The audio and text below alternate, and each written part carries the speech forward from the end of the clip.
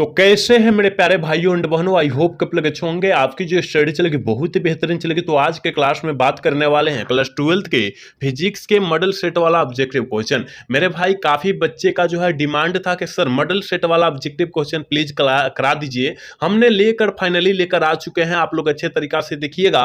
और model set का question जो होता है काफी ज्यादा इंपॉर्टेंट क्वेश्चन होता है, इसलिए आप लोग एक एक क्वेश्चन को जो है गौर तरीका से करके देखने का प्रयास करेंगे, ठीक है ना। तो चलिए हम लोग बिना टाइम गए क्वेश्चन की तरफ बढ़ते हैं। इससे पहले क्लास को लाइक नहीं किए हैं तो क्लास को लाइक कर लीजिएगा और चैनल को सब्सक्राइब कर लीजिएगा। और आप लोग अच्छे तरीका से समझने का प्रयास करेंगे। हम एक एक क्वेश्चन जो है आपके बीच चुन चुन कर लाए हुए हैं मॉडल सेट वाला, ठीक है।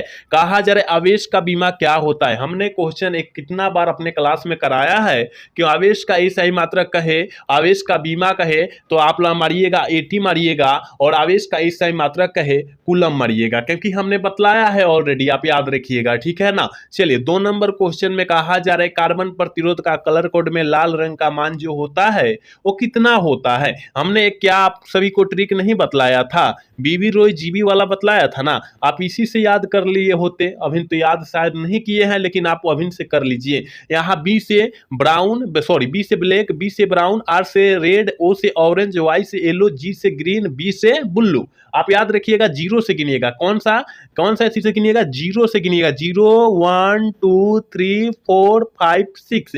अब क्या चीज का पूछा जा रहा है, लाल रंग का कोड यहाँ पूछा जा रहा है, तो लाल देखिए, और आर से क्या होता है, रेड होता है, यानी रेड का कितना है, 2 है ना। 2 जहां संख्या होगा आप टिक आउट कर दीजिए। देखिए तो ऑप्शन सी में है, ऑप्शन सी वाला सही हो जाएगा। देखिए इस ट्रिक से ना आप कोनो भी कलर कोड का मान निकाल सकते हैं, याद रखिएगा। तो आप इसे आसानी तरीका से याद कर सकते हैं, ठीक है। अपने नोटबुक पर लिखिए और आप याद कर लीजिए, ठीक है। चलिए अगला क्वेश्चन, यानी 3 नंबर क्वेश्चन में कहा जा रहा है मेरे दोस्त के सेल का विद्युतवाहक बल मापा जा सकता है। सेल का विद्युतवाहक बल किसके द्वारा मापा जा सकता है, विभवमापी के द्वारा मापा जा सकता है। बिल्कुल ऑप्शन डी होगा, याद रखिएगा, क्योंकि हम सारे क्वेश्चन करा चुके हैं, लेकिन काफी बच्चे का डिमांड था कि सर मॉडल सेट वाला क्वेश्चन कराइए, तो हम मॉडल सेट वाला क्वेश्चन सारे करा रहे हैं, ठीक है। तो आप लोग अच्छे तरीका से देखिएगा। कहा जा रहा है आदर्श वोल्ट मीटर का प्रतिरोध क्या होता है। हमने ये भी बतलाया था, आदर्श ए मीटर का प्रतिरोध हमने शून्य बतलाया था, और आदर्श वोल्ट मीटर का प्रतिरोध जो है अनंत बतलाया था। आपको पता होनी चाहिए, ठीक है ना। तो ऑप्शन डी हो जाएगा, क्योंकि वोल्ट मीटर का प्रतिरोध पूछा जा रहा है, इसलिए ऑप्शन डी मारेंगे, अनंत होता है, ठीक है। कहा जा रहा है शैथिल्य प्रदर्शित करते हैं। शैथिल्य प्रदर्शित जो करता है ना, लोह चुंबकीय पदार्थ को करता है, बिल्कुल ऑप्शन सी हो जाएगा। 5 का ऑप्शन सी होगा, याद रखिएगा मेरे दोस्त, ठीक है। चलिए अगला क्वेश्चन 6 नंबर क्वेश्चन में कहा जा रहा है कि विद्युत चुंबकीय प्रेरण की घटना का आविष्कारक थे। याद रखिएगा माइकल फैराडे साहब थे, याद रखना है, ऑप्शन बी में है, ऑप्शन बी वाला सही हो जाएगा। 6 का ऑप्शन बी होगा, याद रखिएगा। 7 नंबर क्वेश्चन कह रहा है कि ट्रांसफार्मर एक युक्ति है। ट्रांसफार्मर एक युक्ति है, वो जो है एसी वोल्टता को बढ़ाने या घटाने के लिए होता है, याद रखिएगा, ठीक है। तो ऑप्शन डी में दिया है, ऑप्शन डी वाला सही हो जाएगा। 7 का ऑप्शन डी होगा, याद रखिएगा। एक काफी ज्यादा खास क्वेश्चन है, आप केवल याद रख लीजिएगा ना, तो एक भी प्रश्न नहीं छूटेगा, इतना याद रखिएगा आप, ठीक है।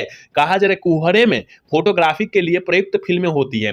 प्रयुक्त फिल्म जो होता है कौन होता है, कुहरे। कुहरे मतलब समझते हैं, कुहासा, कुहासा समझते हैं ना, वही औरत ये होता है, याद रखिएगा। बिल्कुल ऑप्शन बी हो जाएगा, 8 का ऑप्शन बी होगा, याद रखिएगा। 9 नंबर क्वेश्चन आपके स्क्रीन पर ही है। कहा जा रहा है कि एक माध्यम से दूसरे माध्यम में जाने पर प्रकाश की किरण मुड़ जाती है, इस मुड़ने की घटना को हम लोग क्या कहेंगे, प्रकाश का अपवर्तन कहेंगे कि नहीं कहेंगे, क्योंकि एक माध्यम से दूसरे माध्यम में जाएगा और वहां से मुड़ जाएगा, इसे मुड़ने की घटना को हम प्रकाश का अपवर्तन कहते हैं। बिल्कुल ऑप्शन सी हो जाएगा। 9 का ऑप्शन जो बच्चा सी टिक कर रहा है बिल्कुल सही होगा, याद रखिएगा। अभी जितने बच्चे क्लास को देख रहे हैं ना, प्लीज मेरे भाई आप लोग क्लास को लाइक कीजिए, क्योंकि आप सभी के लिए हम लोग दिन रात जाग जाग कर मेहनत करते हैं, लेकिन आप लोग जो है कि क्लास को लाइक नहीं करते हैं ना। तो आप प्लीज क्लास को लाइक कीजिए और चैनल को सब्सक्राइब कीजिए सारे बच्चे, ठीक है। कहा जा रहा है 10 नंबर क्वेश्चन में के नाभिकों से मिलने से नए नाभिक के बनने और ऊर्जा मुक्त होने की घटना को हम लोग क्या कहते हैं, हम लोग क्या कहते हैं, तो आप कहिएगा गुरुजी हम कहते हैं नाभिकीय संलयन। बिल्कुल ऑप्शन ए हो जाएगा। 10 का ऑप्शन बिल्कुल ए हो जाएगा, याद रखिएगा। 11 नंबर क्वेश्चन जो है काफी ज्यादा इंपॉर्टेंट क्वेश्चन है, और हम कहा जाने कितना बार हम क्वेश्चन करा चुके हैं कि कूलम्ब बल है। कूलम्ब बल कितना बार हम लोग करा चुके हैं क्वेश्चन के, कूलम्ब बल क्या है, केंद्रीय बल, विद्युत बल दोनों है, ऑप्शन सी हो जाएगा। 11 का ऑप्शन सी होगा, याद रखिएगा आप, ठीक है। चलिए अगला क्वेश्चन 12 नंबर क्वेश्चन जो है सारे बच्चे इसका आंसर टिक आउट करेंगे कि किलोवाट घंटा मात्रक है। किलोवाट घंटा किसका मात्रक होता है? आप कहिएगा गुरुजी हमें पता है कि ऊर्जा का मात्रक होता है, विद्युत ऊर्जा का मात्रक जो होता है किलोवाट घंटा होता है, आप याद रखेंगे। चलिए 13 नंबर क्वेश्चन का आंसर सारे बच्चे बतलाएंगे और काफी बच्चे यहाँ गलत आंसर टिक आउट करेंगे। हम जानते हैं कि काफी बच्चे यहाँ गलत टिक आउट करेंगे कि स्वस्थ मनुष्य के शरीर का विद्युत प्रतिरोध जो होता है वो कितना हजार ओम होता है। आप कहिएगा सर 10,000 ओम, बिल्कुल एक गलत हो जाएगा। 10,000 ओम आपको नहीं मरना है, 50,000 ओम होता है, याद रखिएगा। आपके गाइड में कहीं कहीं 10,000 ओम दिया है और कहीं कहीं 50,000, कहीं कहीं 100 ओम दिया है, देखते हैं ना, तो गलते दे दिया है। तो आपको गलत याद नहीं करना है, 50,000 ओम हो जाएगा। आप गूगल AI कोई भी माध्यम से सर्च करके देख सकते हैं, 50,000 ओम होगा, याद रखिएगा। ठीक है, चलिए अगला क्वेश्चन का आंसर जल्दी बतलाइए। 14 नंबर का कहा जा रहा है कि 10 एम्पियर की धारा एक तार में 10 सेकंड तक प्रवाहित होती है। यदि तार का विद्युत वाहक बल 15 वोल्ट हो तो किया गया कार्य जो हो जाएगा वो कितना हो जाएगा? थोड़ी सी इसको हम लोग डिटेल्स में समझा दे, इसको सॉल्व कर दे क्या मेरे भाई? देखिए P बराबर सूत्रवा होता है, क्या होता है? V गुने I होता है कि नहीं होता है? तो V का मानवा जो दिया है 15 वोल्ट दिया है, I का मान जो दिया है 10 दिया है, यानी 15 10 गुने करेंगे तो 150 हो जाएगा वाट, है ना। फिर एक और सूत्र होता है, हम जानते हैं कि कार्य का सूत्र जो होता है वो P गुने I होता है कि नहीं होता है? तो P का मानवा जो दिया है यहाँ 150 दिया है ना मेरे दोस्त।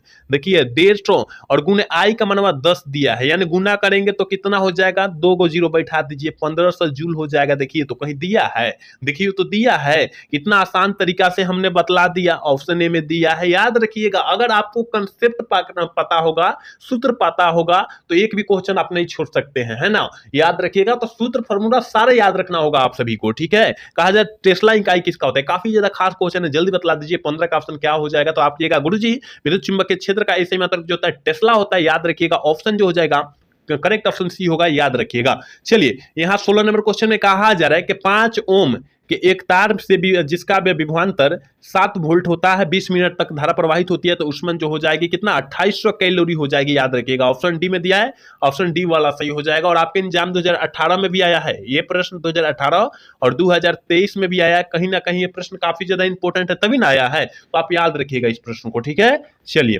अगला क्वेश्चन यानी 17 नंबर क्वेश्चन का सारे बच्चे आंसर टिक आउट करेंगे। हम तो बतलाने वाला नहीं है, बिल्कुल हम बतलाने वाला नहीं है, क्योंकि काफी बार हम बतला चुके हैं कि लोहा जो होता है कौन सा पदार्थ होता है। आप कहिएगा गुरुजी हमें पता है कि लोहा जो होता है लोह चुंबकीय पदार्थ होता है, निकेल जो होता है लोह चुंबकीय पदार्थ होता है, कोबाल्ट जो होता है लोह चुंबकीय पदार्थ होता है, आप सभी को पता होनी चाहिए। ठीक है, याद रखिएगा ये सारी चीज। चलिए 18 नंबर क्वेश्चन कहा रहा है कि किसी भी विभवमापी की संवेदनशीलता बढ़ाने के लिए क्या करनी चाहिए? आप सभी को पता होनी चाहिए कि इसकी धारा को क्या घटाना चाहिए ना, बिल्कुल ऑप्शन बी हो जाएगा, याद रखिएगा।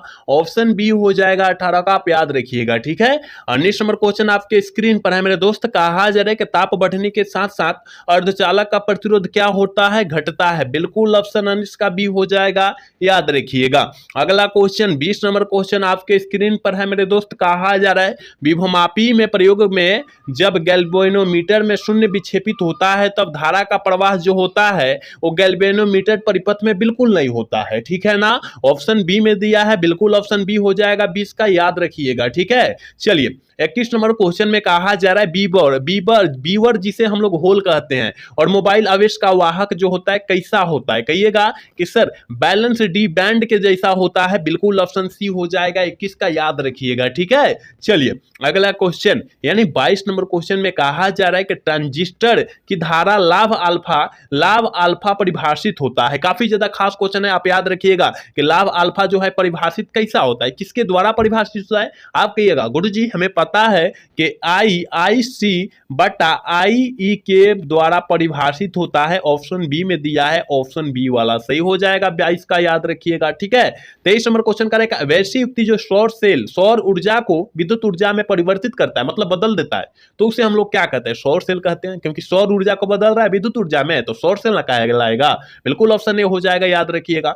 चलिए यहाँ 24 नंबर क्वेश्चन में कहा जा रहा है कि विद्युत चुंबकीय तरंग के संचार की दिशा होती है, विद्युत चुंबकीय चुंबकीय तरंग के संचार की दिशा जो होती है बी गुने ई के समांतर होती है, बिल्कुल ऑप्शन सी होगा। 24 का ऑप्शन सी हो जाएगा मेरे दोस्त, आप याद रखिएगा। मैं जितना मॉडल सेट वाला क्वेश्चन करा रहा हूं काफी अच्छे प्रश्न है, आप अच्छे से याद रखिएगा, ठीक है। चलिए 25 नंबर क्वेश्चन करें कि समतल दर्पण की वक्रता त्रिज्या क्या होती है। सारे बच्चे को पता होगा समतल दर्पण की वक्रता त्रिज्या अनंत इन्फिनिटिव होती है, याद रखिएगा, ठीक है। ऑप्शन ए हो जाएगा 25 का ऑप्शन करेक्ट ए होगा, याद रखिएगा। 26 नंबर में क्वेश्चन में कहा जा रहा है तालाब की तली कुछ ऊपर उठी हुई प्रतीत होती है, इसका कारण क्या है। मतलब प्रकाश की तल पताल जो होता है, तालाब की तली जो होता है ऊपर उठी हुई प्रतीत होती है, इसका कारण क्या है। आप कहिएगा गुरुजी हमें पता है, इसका कारण जो है प्रकाश का अपवर्तन है। क्या है? प्रकाश का अपवर्तन है, बिल्कुल ऑप्शन सी होगा, याद रखिएगा। चलिए इसका आंसर फटाफट आप करके बतलाइए क्या होगा, क्योंकि सारे बच्चे को पता होगा कि लेंस की ये सही मात्रक क्या होता है, डाइऑप्टर होता है या मीटर इनवर्स होता है। डाइऑप्टर होता है या मीटर इनवर्स, बिल्कुल ऑप्शन बी में दिया है, ऑप्शन बी वाला सी होगा 27 का, याद रखिएगा।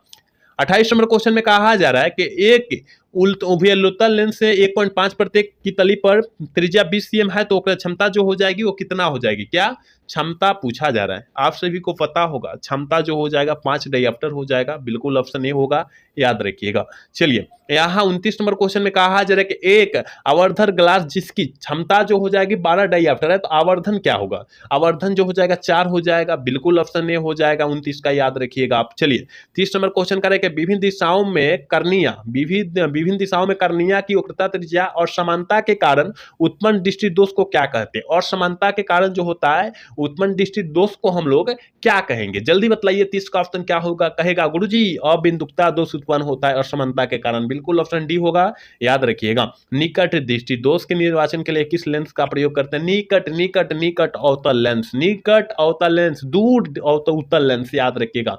दूर कहे दीर्घ कहे उत्तल लेंस, निकट कहे अवतल लेंस, याद रखिएगा, ठीक है। चलिए यहाँ 32 नंबर क्वेश्चन में कहा जा रहा है निम्नलिखित में से कौन सा विद्युत चुंबकीय तरंग नहीं है।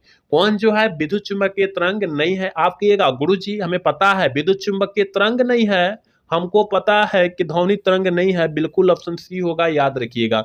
यहाँ कहा जा रहा है कि जब प्रकाश की एक किरण स्लैब में प्रवेश करती है तो इसका तरंगदैर्घ्य जो होता है घट जाता है। क्या होता है, इसका तरंगदैर्घ्य जो होता है घट जाता है, बिल्कुल ऑप्शन ए में दिया है और ऑप्शन ए हो जाएगा, याद रखिएगा। काफी ज्यादा खास है, आप याद रखिएगा। ये भी प्रश्न 2018 में आया हुआ है, कह रहे हैं कि हाइड्रोजन परमाणु के प्रथम बोर कक्षा के इलेक्ट्रॉन की ऊर्जा -13.6 इलेक्ट्रॉन वोल्ट है, तो दूसरे कक्षा के इलेक्ट्रॉन की ऊर्जा जो हो जाएगी -3.4 इलेक्ट्रॉन वोल्ट हो जाएगी। देखिए तो कहीं दिया है क्या, बिल्कुल ऑप्शन ए में दिया है, ऑप्शन ए वाला सही होगा, ठीक है। ये काफी ज्यादा दोनों इंपॉर्टेंट क्वेश्चन है, बहुत ही खास क्वेश्चन है कि हाइड्रोजन स्पेक्ट्रम की कौन सी श्रेणी और रक्त भाग में नहीं पड़ती है। आप कहिएगा सर लाइमन श्रेणी नहीं पड़ती है, ऑप्शन डी हो जाएगा। 35 का ऑप्शन डी हो जाएगा। 36 नंबर क्वेश्चन का आंसर हो जाएगा क्या, कहा जा रहा है कि 90 TH-230 के परमाणुओं की न्यूट्रॉनों की संख्या, न्यूट्रॉन पूछा गया इसलिए 230 में से 90 घटा देंगे, ठीक है ना।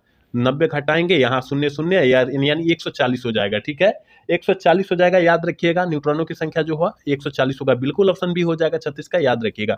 37 नंबर क्वेश्चन में कहा जा रहा है कि एक रेडियोएक्टिव नमूने की अर्धचालक आयु 10 घंटे है, इसकी औसत आयु जो हो जाएगी वो कितनी हो जाएगी। कहिएगा गुरुजी 14.4 घंटा हो जाएगा, ऑप्शन ए में है, ऑप्शन ए वाला 37 का सही होगा।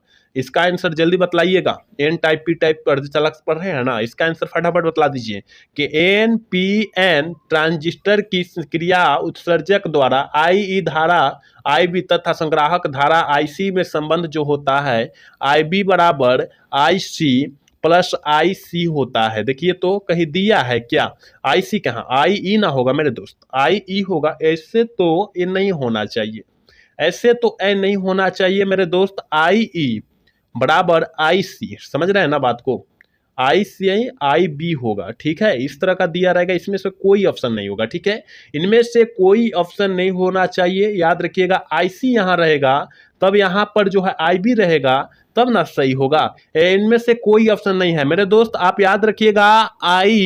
I बराबर जो होता है IC प्लस IB होता है, याद रखिएगा। इसको लिख लीजिए, ठीक है ना, यह होता है, ठीक है, यह होता है। इनमें से कोई नहीं होगा ऑप्शन, ठीक, याद रखिएगा। चलिए इस सारणी दिया गया है, इस सारणी दिया गया, इस सारणी में से देखकर बतलाना है कौन सा सारणी का जो है किसका ईमान है, ठीक है ना, मतलब एंड गेट का कि नैंड गेट का कि और गेट का कि बुलियन व्यंजक का इस सारणी लिखा गया है। आप सभी को पता होगा कि 0 0 ऊपर देख लिए, फिर नीचा नीचा 1 देख लिए, यानी नैंड गेट का होगा, ऑप्शन ए वाला सही होगा, याद रखिएगा। यहाँ कहा जा रहा है कि नैंड गेट के बुलियन व्यंजक क्या हो जाएगा, नैंड एन ए, देखिए एक एंड होता है, समझता है ना, ए डॉट बी के पावर ए के पावर बी बराबर वाई होता है, और NAND N A N D, N देखिए यहाँ पर थोड़ा सा मिस्टेक हो रहा है, एन ए एन डी, ठीक है ना, समझ रहे हैं ना बात को, ए डॉट बी के पावर बार बराबर वाई होता है, तो नैंडे का पूछा गया, यानी ऑप्शन ए वाला सही होगा, याद रखिएगा। और का पूछेगा, और का पूछेगा तो यहाँ देख लीजिए, और का पूछेगा तो ये मारिएगा, और नॉर का पूछेगा एन ओ आर, ठीक है ना, एन ओ आर, ठीक है, इसको ही मारिएगा, ठीक है, आप याद रखिएगा, ठीक। चलिए 41 नंबर क्वेश्चन करेगा, मांडुलन में विपरीत प्रक्रिया को क्या कहते हैं।